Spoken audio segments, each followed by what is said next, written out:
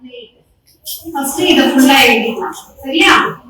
3 8s are 4 8s are 5 8s are 6 8s are 7 8s are 8 8s are 9 8s are 10 8s are. இப்போ என்ன பண்ணலாம் அப்படினா first இந்த இடத்துல வந்து நம்ம இத ரெண்டா பிரிச்சுக்கணும்.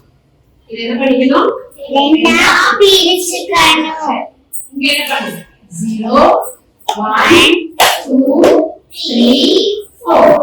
இங்க எதுல முடிஞ்சிருக்கு? 4. அகைன் நம்ம இங்க எதுல ஸ்டார்ட் பண்ணனும்? 4 5 6 7 8. ஸ்டார்ட் பண்ணலாம். சரியா? அடுத்து உங்களுக்கு 2 டேபிள் தெரியும் இல்லையா? 2 டேபிள் ரொம்ப ஈஸி தானே? இப்போ என்ன பண்ணனும்?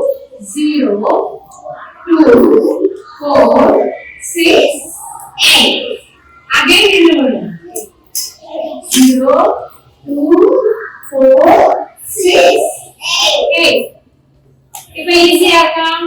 1 8 is 8, 2 8s are 16, 3 8s are 24, 4 8s are 32, 5 8s are 40, 6 8s are 48, 7 8s are 52, 8 8s are 64, 9 8s are 72, 10 8s are 80.